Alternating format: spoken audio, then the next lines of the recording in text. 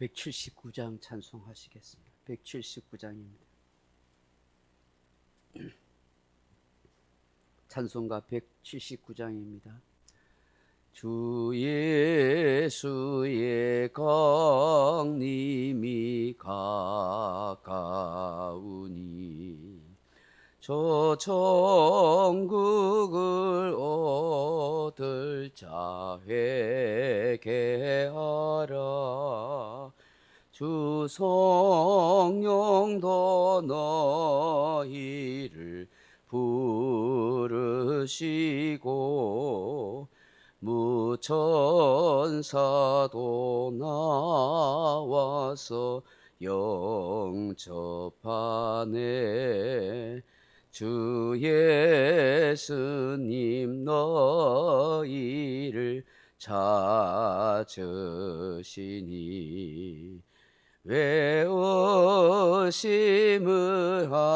하면서 오지 않나.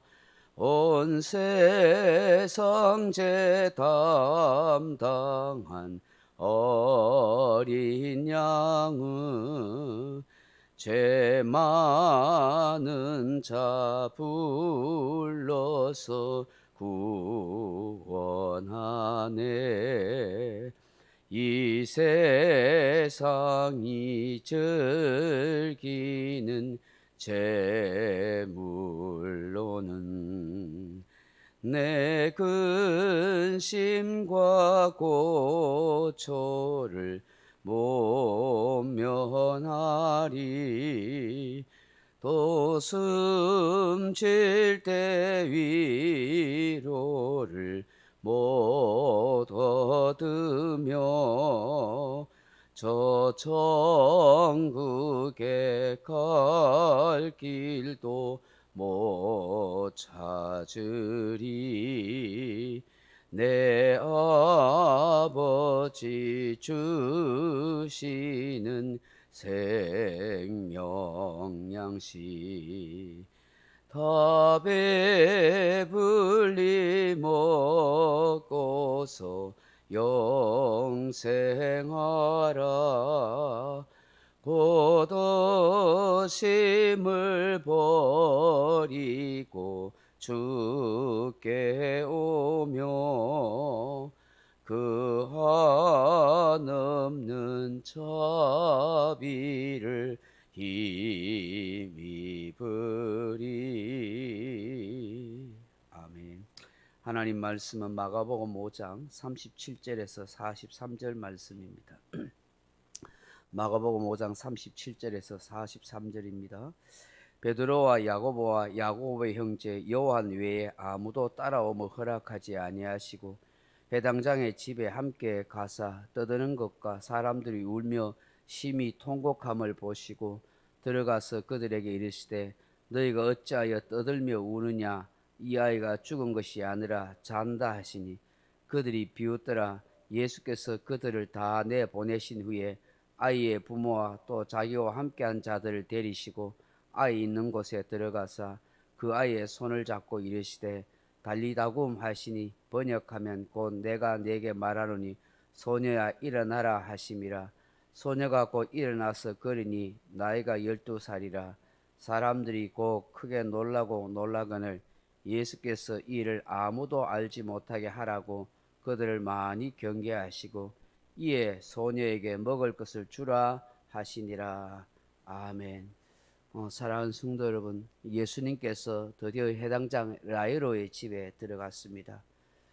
이미 야이로의 딸은 죽은 뒤였습니다. 사늘하게 식어버린 시신 옆에서 사람들이 몹시도 흐느껴 우는 소리가 들립니다. 야이로와 함께 예수님과 또 제자들이 방문합니다. 한꺼번에 사람들이 몰려합니다. 그리고 이내 야이로를 향하여서 당신이 딸이 죽었는데 무엇하려고 예수 선생을 데리고 왔느냐? 왜 선생을 괴롭게 하느냐? 그렇게 말했지요. 예수님께서 그 곁에서 이 말을 듣고서는 이렇게 말하죠. 두려워하지 말고 믿기만 하라고 말입니다. 이런 말씀을 하신 후에 제자들 중에서 베드로와 야고보와 요한만 데리고 이 아이가 죽은 곳으로 갑니다. 왜 다른 제자들을 데리고 가지 않을까? 성경에 보면은 가끔 중요한 일이 있을 때마다 제자들 중에 3명만 특별히 데리고 가는 것을 보게 됩니다. 뭐 때문인지는 자세히 모르겠습니다. 이 제자들을 더 편애해서 그런 것은 아닌 것 같은데 아마도 많은 제자들이 가면 또 복잡하기 때문일 수도 있겠습니다만은 어쨌든 이 3사람을 데리고 함께 그렇게 이 아이가 있는 곳으로 갑니다. 가는 도중에 사람들이 더없이 떠들고 통곡하는 것을 보게 되지요. 그 방에 들어가서 예수님께서 울고 있는 사람을 보면서 오늘 29절에 뭐라고 말씀하십니까? 너희가 어찌하여 떠들고 우느냐? 이 아이가 죽은 것이 아니라 잔다라고 그렇게 말씀합니다. 39절에 같이 읽어볼까요? 들어가서 그들에게 이르시되 너희가 어찌하여 떠들며 우느냐? 이 아이가 죽은 것이 아니라 잔다 하시니. 아멘.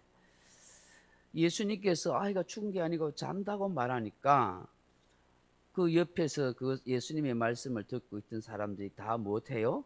비웃더라. 그렇게 40절에 말씀하고 있습니다. 방금 울면서 통곡하면서 혀를 차고 떠들고 있던 사람이 예수님이 말씀하시는 걸 듣고 비웃어 버립니다. 아마도 의의가 없었겠지요. 자신들이 살아온 삶의 경험을 생각하면 지금 눈앞에 펼쳐진 상황과 상식을 생각하면 틀림없이 이 아이는 죽은 것입니다. 호흡이 멈추고 심장이 멈추고 그렇게 죽어 있는 것입니다. 도무지 살아날 수 없다고 생각한 것이죠. 그렇기 때문에 예수님의 이 말씀은 너무나 의의가 없고 어처구니가 없으며 황당하다고 여긴 것이에요. 그 울던 얼굴이 일순간에 비웃는 얼굴로 바뀐 것입니다. 여기 이 비웃다 하는 말이 원어로 카타켈로 하는 말인데 조롱하다, 조소하다 하는 말입니다. 우리 예수님에 대해서 무시하고 조롱하는 그런 표정과 말을 했다 하는 것이죠. 자기들의 상식과 합리적으로 살아온 경험에는 도저히 살아날 수 없는데 예수님이 기적과 능력으로 그래 한다 하니까 믿지 못하겠다는 것이죠. 우리가 여기서 잠시 생각할 것이 있습니다. 우리 성도의 죽음은 죽음이 아니라 잠을 자는 것이라 하는 사실입니다. 고린도전서 15장 51절에 보면 보라 내가 너희에게 비밀을 말하노니 우리가 다 잠잘 것이 아니요 마지막 나팔에 순식간에 호련히 다 변화되리니 나팔 소리가 남의 죽은 자들이 썩지 아니할 것으로 다시 살아나고 우리도 변화되리라 그렇게 말씀합니다. 성도는 분명히 죽은 것이 아니라 잠자는 것이라고 사도 바울 통해서 하나님이 말씀합니다. 데살로니가전서 4장 3절에 13절에서도 형제들아 자는 자들에 관하여 너희가 알지 못함을 우리가 원하지 아니하노니 이는 소망 없는 다른 이와 같이 슬퍼하지 않게 하려 함이라 그렇게 말씀합니다. 분명히 생명의 주인이신 예수님께서 죽은 이 여자아이가 잠을 잔다고 하고 있습니다. 얼마든지 예수님은 능력의 주님으로 생명의 주님으로 이 아이를 살릴 수 있기 때문입니다. 그러므로 우리 성도는 죽음을 죽음이라 생각하지 않고 잠자는 것이라고 믿고 여기며 살아야 합니다. 예수님 재림하실 때 다 일어나고 살아나기 때문입니다. 예수님께서 이 비웃는 사람들을 다 내보내십니다. 그리고 아이와 그 부모 그리고 3명의 제자들만 이 자리에 있게 하십니다. 그리고 그 죽은 아이의 손을 잡고 예수님이 뭐라고 말씀합니까? 달리다굼 그렇게 외칩니다. 이 달리다굼이란 말은 달리타 하는 말은 소녀야 이런 뜻입니다. 게이지바이 이런 뜻입니다. 쿰 하는 말은 일어나다 그런 말입니다. 달리타 쿰 하는 말은 소녀야 일어나라 하는 그런 뜻입니다. 예수님께서 이렇게 말씀하시자 이 소녀가 벌떡 일어납니다. 그리고 걷기 시작합니다. 기적이 일어난 것입니다.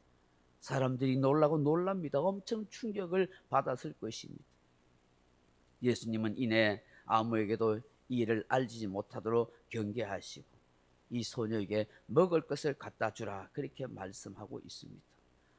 정말 살아있는 것을 보여준 것입니다. 오랫동안 병으로 앓아 제대로 먹지 못하고 야인 아이에게 다시 힘을 얻고 건강한 모습으로 살아갈 수 있도록 먹을 것을 주라고 하신 것이죠.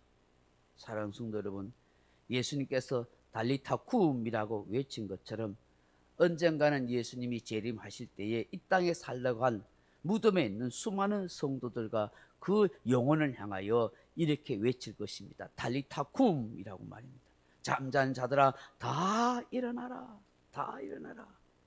마침내 죽었던 자리에서 다 부활해서 예수님을 공중에서 만나고 배우는 그런 역사가 일어나게 될 것입니다. 성경은 분명히 이것을 말씀합니다. 데살로니가서 5장 4장 15절에 우리가 주의 말씀으로 너희에게 이것을 말하노니 주께서 강림하실 때까지 우리 살아남아 있는 자들도 결코 앞서지 못하리라. 주께서 호령과 천사장의 소리와 하나님의 나팔 소리로 친히 하늘로부터 강림하시리니 그리스도 안에서 죽은 자들이 먼저 일어나고 그 후에 우리 살아남은 자들도 그들과 함께 구름 속으로 끌어올려 공중에서 주를 영접하게 하시리니 그리하여 항상 주와 함께 있으리라. 그렇게 말씀합니다. 오늘 이 새벽에 우리가 기도해야 할 것이 무엇이겠습니까? 주님, 내 생각, 내 경험, 현실을 보고 주님의 역사를 제한하지 않도록 믿음을 주시옵소서. 주님, 나 자신이 달리타굼으로 다시 부활한다는 것을 믿고 살게 하여 주옵소서. 내 침체된 영혼, 내 어두워진 영혼들이 다시 힘을 얻고 영적으로 살아나고 일어날 수 있는, 또 육신적으로 강건해지는 그런 은혜의 역사가 다시 회복되게 하옵소서. 그렇게 기도하는 저와 여러분 되길 주님의 이름으로 축원합니다. 각자 기도하시다 돌아가시기 바랍니다.